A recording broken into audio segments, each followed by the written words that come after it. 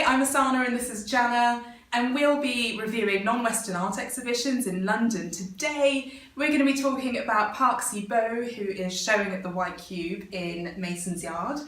And I was particularly interested to see this art show because it's about the Korean War and his experiences of the war, but I was actually quite disappointed at what was presented, knowing that he spent some time in Paris and working and understanding sort of essentially Western ways of expressing the horrors of the war. I was hoping for a little bit more than what was presented, which was, in my view, white canvases on white walls in the White Cube. But you disagree. Yeah, but I can kind of see where you're coming from, but I love the works. I found that they, though to the naked eye they seem white canvases on white walls, as you say, when you get close to them you see these inscribed pencil markings repeated over and over again.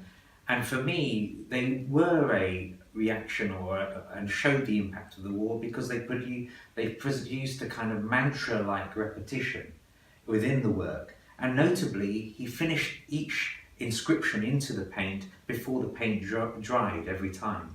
So for me, it reminded me of going to the temple and seeking refuge in the temple, and it had a meditative, Zen-like quality to each canvas, which really resonated with me. Did that happen for you? I think that's interesting you say that. It didn't happen with me, no, but I think that's also the sort of slight challenge with conceptual art, is you do need to know a lot about the background and the environment in which those works were created to be able to understand it. I mean, I love Jackson Pollock, but you can only appreciate Jackson Pollock based on experiences of war and what all of those splatters of paint. Yeah, no, I think so. Yeah. Otherwise, a lot of people would look at them and think, it's just a load of paint on a canvas. Oh, I could do that. It's that kind of thing. And I thought, similarly with the Seo-Bo show, I was hoping for just a little bit more visually.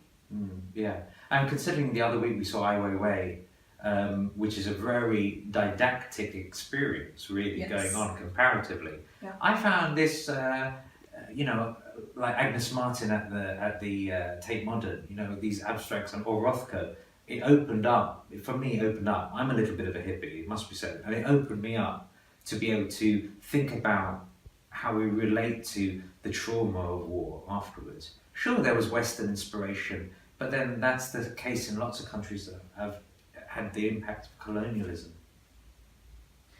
Well, thanks so much for joining us. I guess you'll be able to check out some more of our reviews on this YouTube channel.